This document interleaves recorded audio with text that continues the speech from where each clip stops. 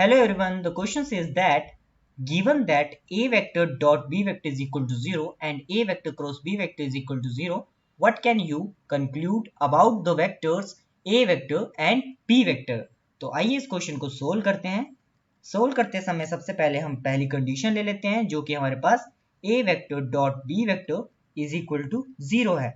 अगर हमारे पास a vector dot b vector is equal to 0 है तो इसके काफी सारे केस बन सकते हैं। हम ये कह सकते हैं कि इस केस में आइदर हमारा मैग्नीट्यूड ऑफ ए वेक्टर 0 हो सकता है, और हम ये भी कह सकते हैं इस केस में हमारा magnitude of B vector is equal to 0 हो सकता है, और हम ये भी कह सकते हैं इस केस में A vector is a perpendicular of B vector हो सकता है in case A vector and B vector are non zero.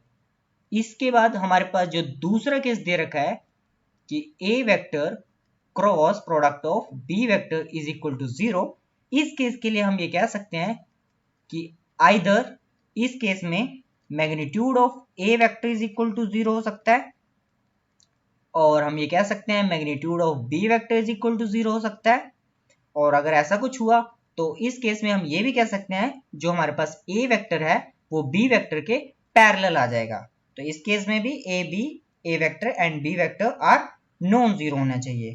तो अब हम ये कह सकते हैं ये दोनों केस तो पॉसिबल है, but a vector and b vector can not be perpendicular and parallel simultaneously.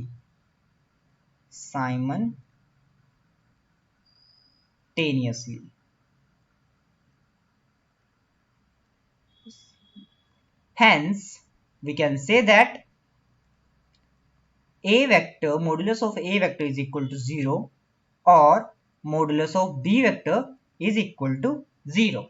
That's all the explanation to this question. Thank you.